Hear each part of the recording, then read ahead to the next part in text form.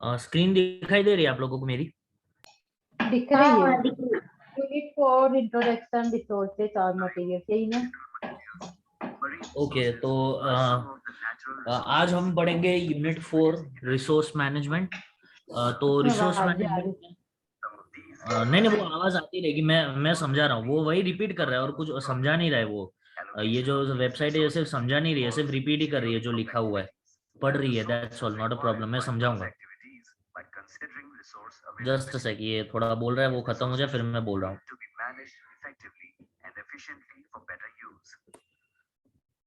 सो resources की बात करें तो resources are the materials and components that can be used and found within the environment.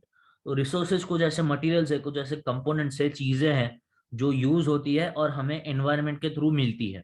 अब इसके रिसोर्सेज को हम दो टाइप रिसोर्सेज को हम डिवाइड कर सकते हैं नेचुरल रिसोर्सेज में, जैसे कि air, water, sunlight, minerals, mineral materials, marine materials या तो फिर मरीन रिसोर्सेज। ये सारे नेचुरल रिसोर्सेज में आते हैं। और उसके यूजेस में हम food, shelter, energy, electricity production, ये सारी चीजें हम इसके यूजेस में ले सकते हैं।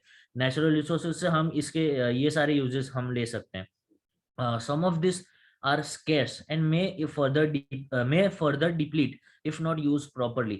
तो जितने भी नेचुरल रिसोर्सेज है वो बहुत ही स्केर्स है, बहुत ही लिमिटेड क्वांटिटी में। It's not like abundant quantity में, ऐसा नहीं है, ये बहुत ही लिमिटेड रिसोर्सेज है।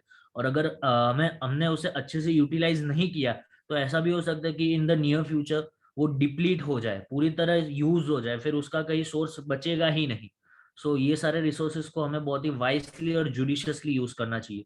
Allocations of the resources involves scheduling of activities and the sources required by those activities while considering resource availability।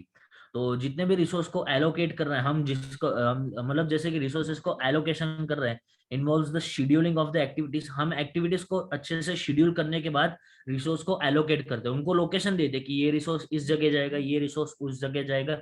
And the sources required by those activities by considering resources availability। तो उन resource को या फिर उन sources को कितने quantity में, कितने मात्रा में रिसोर्सेज चाहिए वो देखने का, और कितनी मात्रा में अवेलेबल है वो भी देखने का इसमें। This resources needs to be managed effectively and efficiently for better use. तो जैसे कि मैंने कहा ये स्केर्स है, बहुत जल्दी डिप्लीट हो रहे हैं, और ऐसा भी हो सकता है कि अगर अच्छे से हमने इसे यूज ना किया तो इन द नियर फ्यूचर वो पूरी तरह से वैनिश हो जाएंगे, वो हमें मिलेंगे ही नहीं ये सब नेचुरल रिसोर्सेज। तो हो सके तो, जितने हो सके तो natural resources should be managed effectively and efficiently for the better use। in fact I should say best use। हो सके तो उसका बेस्ट यूज निकालो। अगर एक पत्ता, अगर एक मतलब कह सकते हैं कि एक रिसोर्स से 5 चीजें बन सकती हो तो बहुत अच्छी बात है। अगर हम 2 ही बना रहे हैं तो ये गलत है। जितना हो सके उतना बेस्ट यूज और इफेक्टिवली यूज करो। 5 चीजें बन रही है एक रिसोर्स से तो फिर 5 चीजें बनाओ, ऐसा नहीं कि 2 या 3 चीजें बना के फिर वो रिसोर्स का काम नहीं है तो उसे फेंक दिया। No, you should not do like that. हो सके तो पूरा बेस्ट यूज करना है। इनफैक्ट अगर बेस्ट यूज ना हो सके तो बेटर यूज तो करने का ही। 2 बन रहे तो हम ट्राई कर सकते हैं 3 या 4 बनाने के उससे। तो उससे रिसोर्सेज फुल्ली यूटिलाइज होंगे और अच्छे से यूटिलाइज होंगे, और हमें एक ही रिसोर्स से सारे काम हमारे हो जाएंगे। वरना फिर हमें रिसोर्सेज लेते रहेंगे हम ऐसे ही, और डिप्लीट होते जाएंगे इन द नियर फ्यूचर में। तो हो सके तो resources should be manage effectively and efficiently for the better use.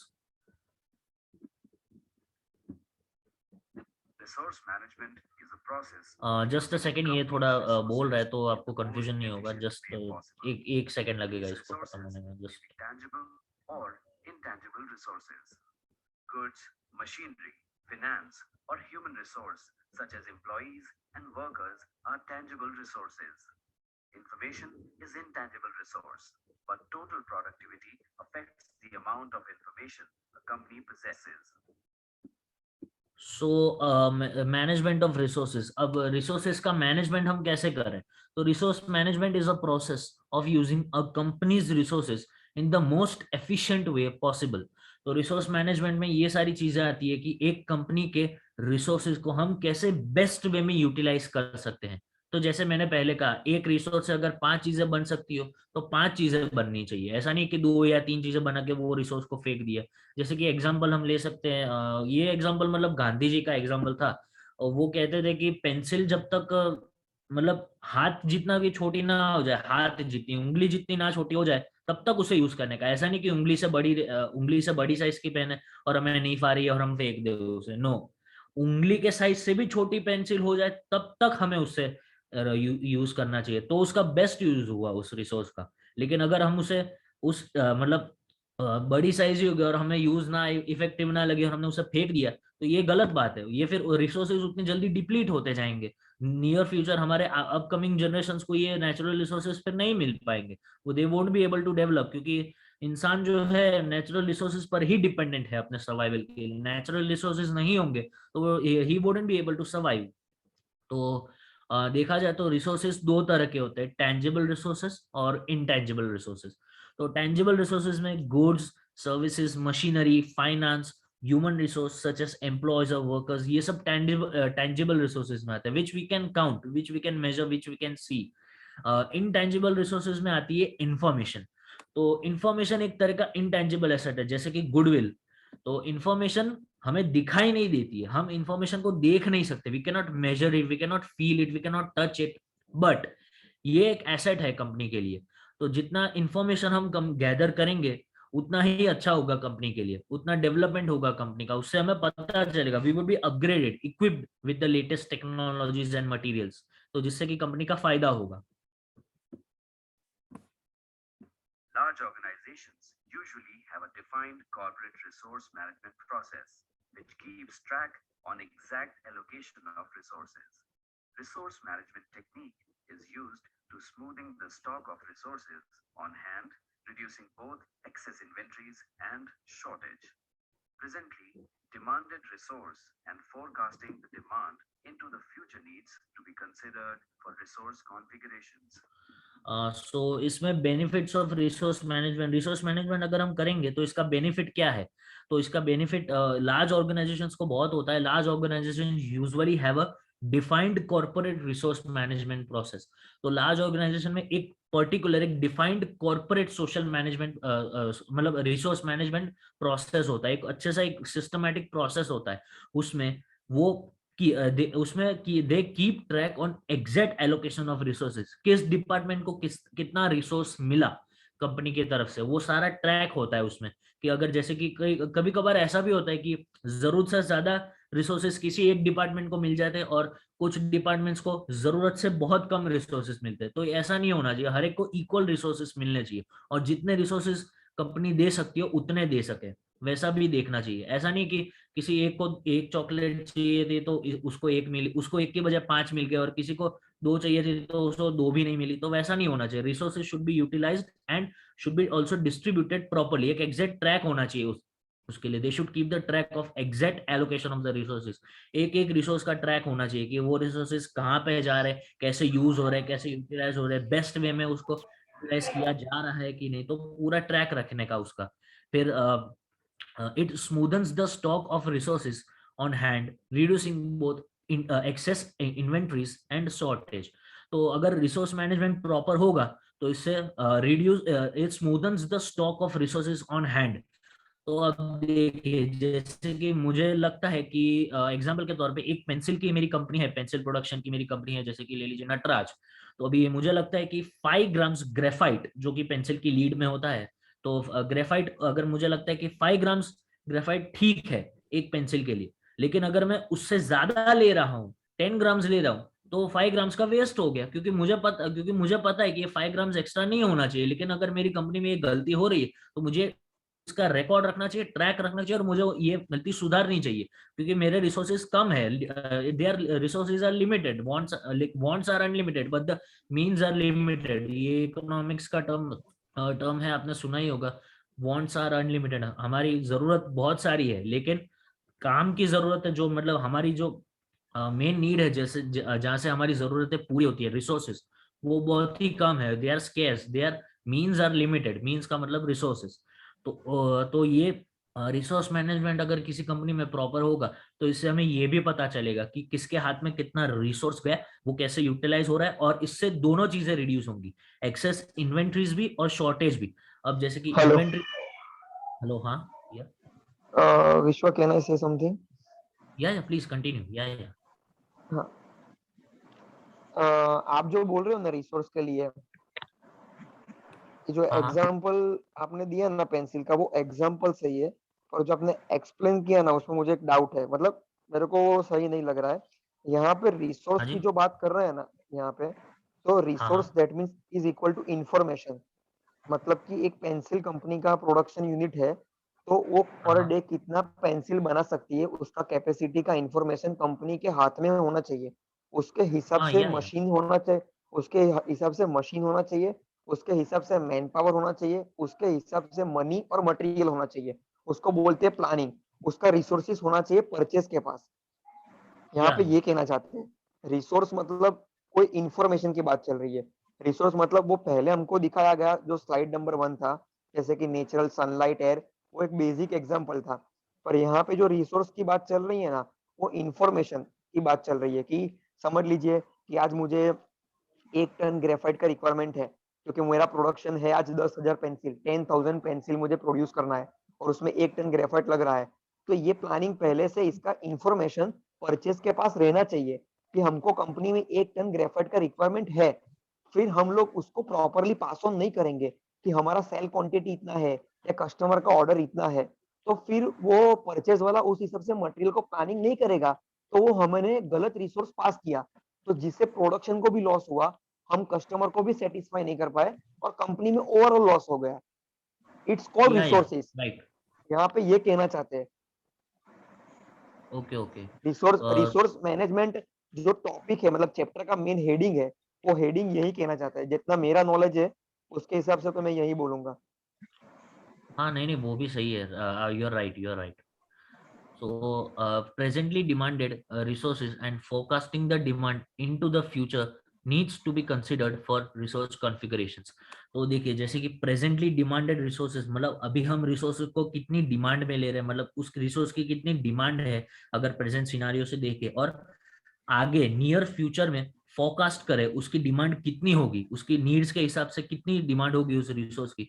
तो वो भी मतलब डिमांड के हिसाब से, मतलब वो प्रोडक्ट की, जिससे कि वो रिसोर्स से जो रॉ मटेरियल है, जिससे कि फिनिश्ड गुड बनने वाला है, उसकी डिमांड आगे चल के कितनी होगी, वो हम फोरकास्ट भी करेंगे। और उसके लिए रिसोर्स कॉन्फ़िगरेशंस का होना भी जरूरी है। कॉन्फ़िगरेशंस का मतलब है कि कितनी क्वांटिटी, कितना सप्लाई हमारे पास। जैसे कि देखिए, अभी मुझे पता है कि अभी मेरा कंपनी छोटा सा ही है, लेकिन जैसे जैसे मैं एक्सपांड करूंगा मेरी कंपनी, तो मुझे उतना रॉ मटेरियल, उतना रिसोर्सेज मेरे को ज्यादा चाहिए होगा, तो मैं उतनी ज्यादा डिमांड करूंगा उस रिसोर्स की।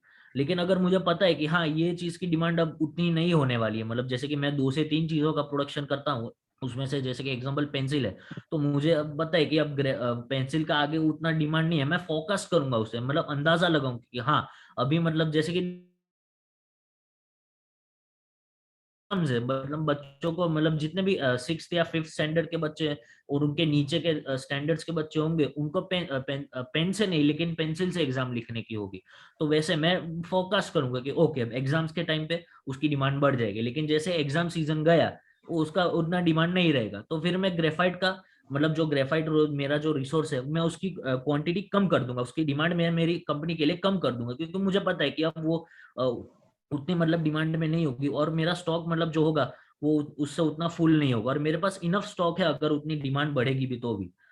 तो ऐसे इससे हमें ये भी पता चलता है, हम इसे मैनेज कर सकते हैं कि फोरकास्ट के लिए आगे के डिमांड के हिसाब से भी हम रिसोर्स प्लानिंग कर सकते हैं, कितना रिसोर्स हमारे पास होना चाहिए, और प्रेजेंटली डिमांडेड के लिए भी, दोनों तरीकों से।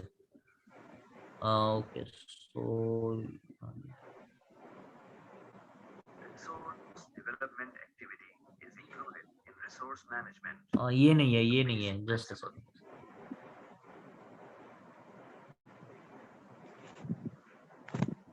स्क्रीन दिखाई दे रही है मेरी? हाँ, दिखाई दे यस रही है। Yes.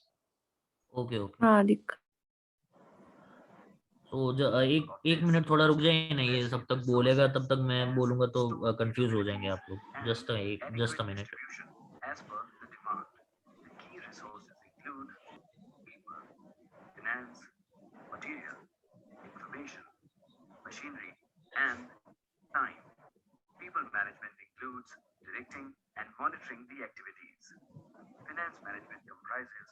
using monetary resources to obtain profit and sales targets.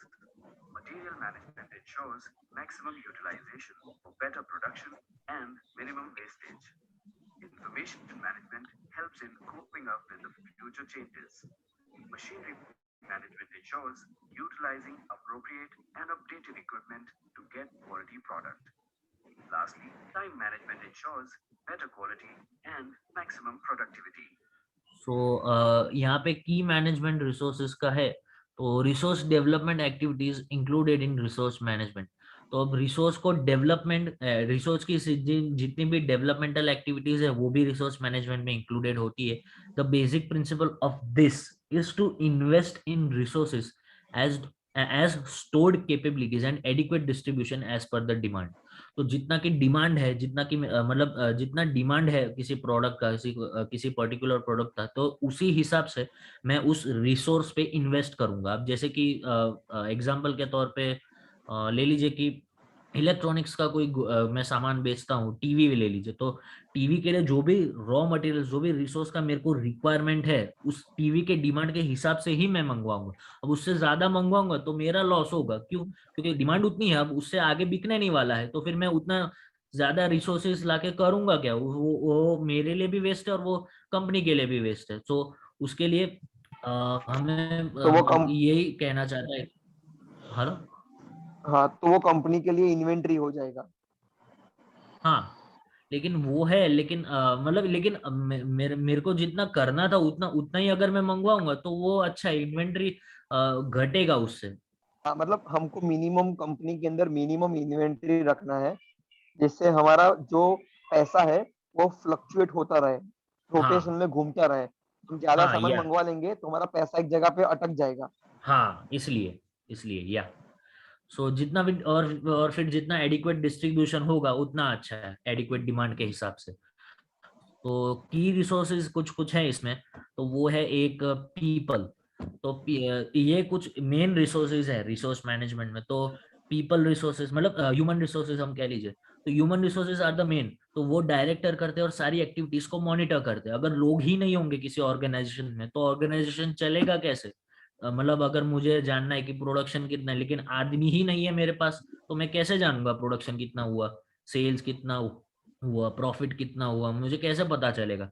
So people people are मतलब ह्यूमन रिसोर्सेज। तो इससे ह्यूमन रिसोर्सेज हम कहते हैं। तो ह्यूमन रिसोर्सेज एक इम्पॉर्टेंट है। फिर सेकंड है फाइनेंस। तो अगर मेरे पास पैसा ही नहीं है, मेरे पास बजट ही नहीं है, प्रॉपर फंड्स ही नहीं है मेरे पास, तो मैं कंपनी चलाऊंगा कैसे? मैं कंपनी खड़ी कैसे करूंगा अपनी? मैं कंपनी को सस्टेन कैसे करूंगा? तो फाइनेंस के जरिए से। अगर फाइनेंस मेरा स्ट्रांग होगा, मेरे पास पैसा होगा, तो मैं सस्टेन कर पाऊंगा कंपनी को, मैं कंपनी चला पाऊंगा। लेकिन अगर मेरे पास प्रॉपर फाइनेंस ही नहीं होगा तो मैं कंपनी कैसे चलाऊंगा? तो ये वैसा है, कंपनी के लिए प्रॉपर फाइनेंस होना। फिर थर्ड मटेरियल। तो कोई भी कंपनी रॉ मटेरियल्स जब लेती है तभी जाके प्रोडक्शन होता है और तभी जाके फिनिश्ड गुड बनता है और तभी जाके बिकता है और प्रॉफिट आता है। तो अगर रॉ मटेरियल्स ही नहीं होंगे तो कैसे प्रोडक्शन होगा, कैसे सारा कंपनी चलेगी? तो इसमें यही कहा गया, maximum utilization for better production. जितना हो सके उतना बेटर मैक्सिमम यूटिलाइजेशन करना है किसी भी रॉ मटेरियल का, ताकि बेटर प्रोडक्शन हो सके और मिनिमम वेस्टेज होना, मिनिमम वेस्ट हो सके रॉ मटेरियल। मतलब जैसे कि मैंने कहा, एक रिसोर्स से अगर 5 चीजें बन सकती हो तो ऑल द बेस्ट, तो ऑल भी अच्छा है। लेकिन अगर हमें लग रहा है कि 2 ही चीजें बन रही है तो ये गलत है, कि फिर वो रिसोर्स उतना अच्छे से बेटर यूटिलाइज नहीं हो पाया। तो इसलिए ये भी देखना चाहिए। Resources is third important. फिर फोर्थ है information to cope up with the future changes. तो इंफॉर्मेशन होनी चाहिए हमारे पास। हाँ, तो हमारे पास प्रॉपर इंफॉर्मेशन होनी चाहिए, हर एक चीज की डिटेल जानकारी होनी चाहिए हमारे पास, डेटा होना चाहिए एनालिसिस करने के लिए, तब जाके हमें पता चलेगा, हम अच्छे से अपग्रेडेड रहेंगे। इंफॉर्मेशन होगी तो हमें पता चलेगा डे टू डे क्या हो रहा है, क्या क्या हो रहा है हमारे सराउंडिंग्स में, करंट अफेयर्स वगैरह। फिर है मशीनरी। तो जब from converting to raw materials to finished goods, हमें मशीनरी चाहिए, इक्विपमेंट्स चाहिए। लोग तो चाहिए ही चाहिए लेकिन मशीनरी भी चाहिए, क्योंकि कभी कभार बड़ी बड़ी इंडस्ट्रीज में लोग उतना काम नहीं कर पाते, तो वहां पे स्मॉल स्केल इंडस्ट्री के लिए मशीनरी उतनी बड़ी जरूरत नहीं है, लेकिन लार्ज स्केल इंडस्ट्री, बड़ी बिग स्केल इंडस्ट्रीज के लिए मशीनरी इज मोस्ट इंपॉर्टेंट। अगर मशीनरी नहीं होगी तो प्रोडक्शन अच्छे से नहीं हो पाएगा, और जितना डिमांड है उतना प्रोडक्शन नहीं हो पाएगा, कंपनी का प्रोडक्शन रेट स्लो हो जाएगा उससे।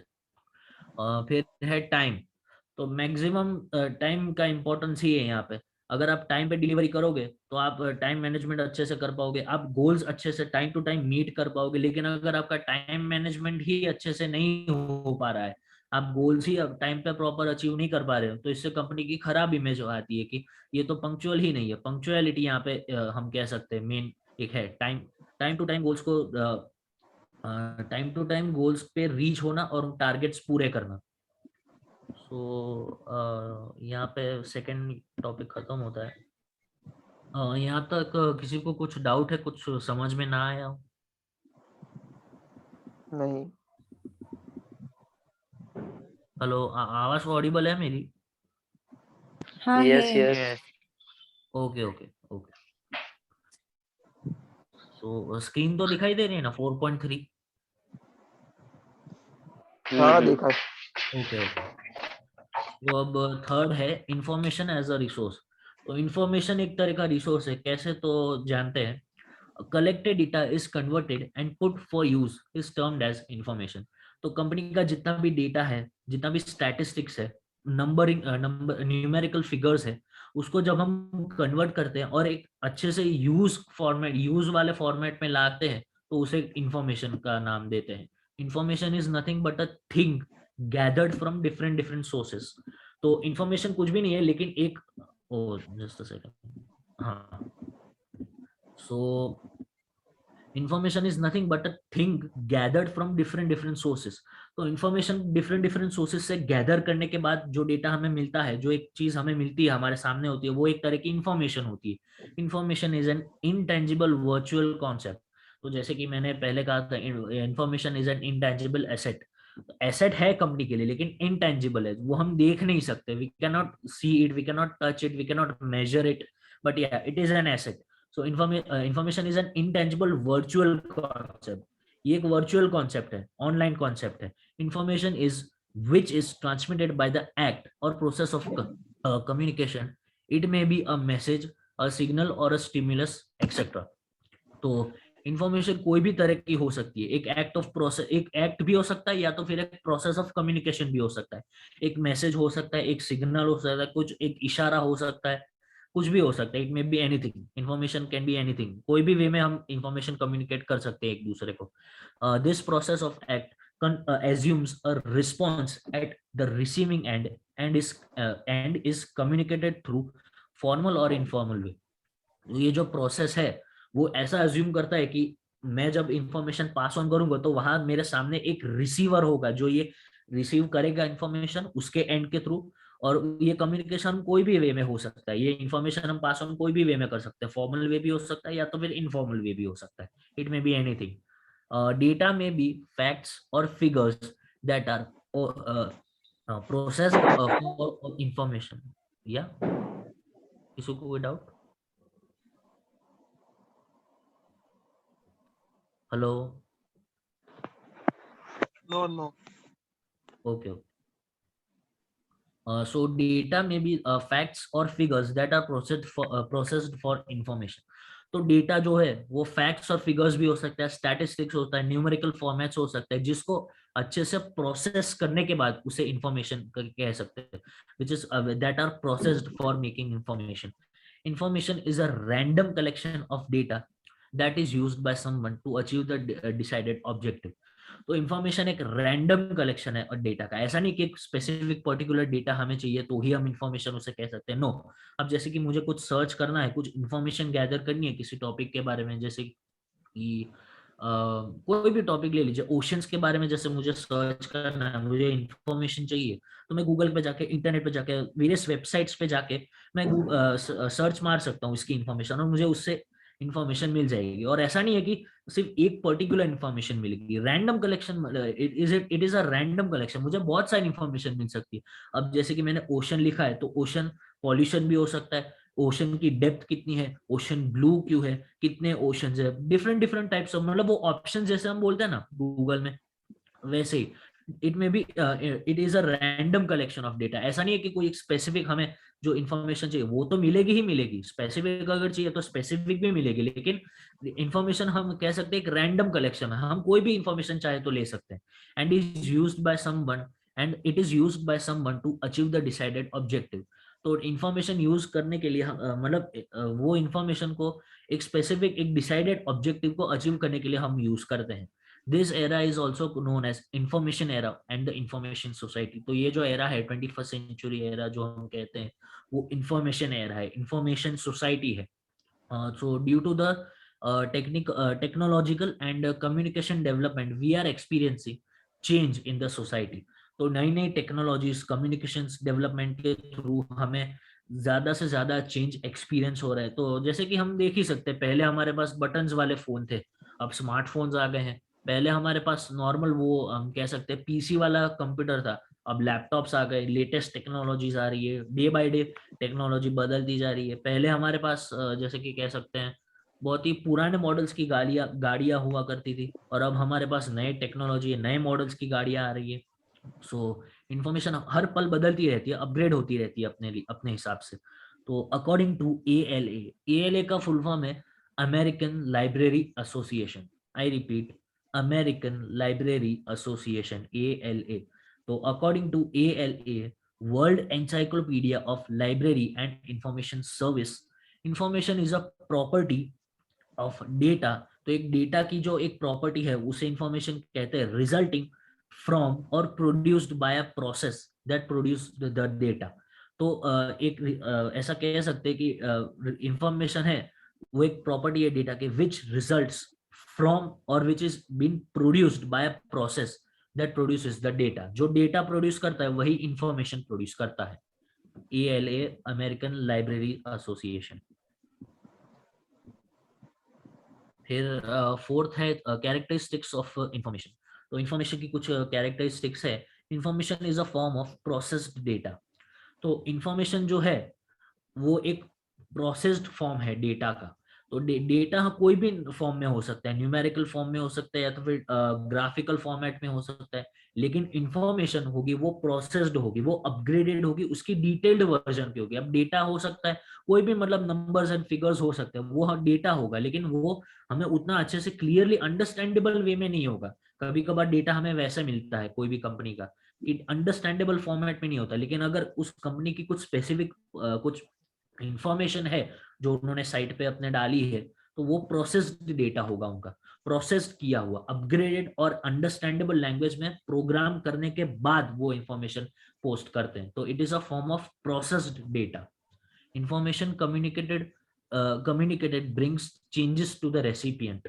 तो रेसिपिएंट का मतलब है कि जो इंफॉर्मेशन रिसीव कर रहा हो। अब जैसे कि मुझे कोई इंफॉर्मेशन की जरूरत है, तो आप में से कोई अगर मुझे कोई स्पेसिफिक इंफॉर्मेशन देगा तो वो मुझ में चेंजेस लाएंगे, क्योंकि मुझे उस इंफॉर्मेशन के बारे में पता नहीं था, लेकिन जैसे ही मुझे आपसे वो इंफॉर्मेशन मिली, मेरा नजरिया बदल गया। जैसे कि less than a minute guys, less than a minute में मीटिंग एंड हो जाएगी, तो फिर से यही लिंक ज्वाइन कर लेना, मैं समझा दूंगा। नेक्स्ट सेकंड टॉपिक हम कंटिन्यू करेंगे।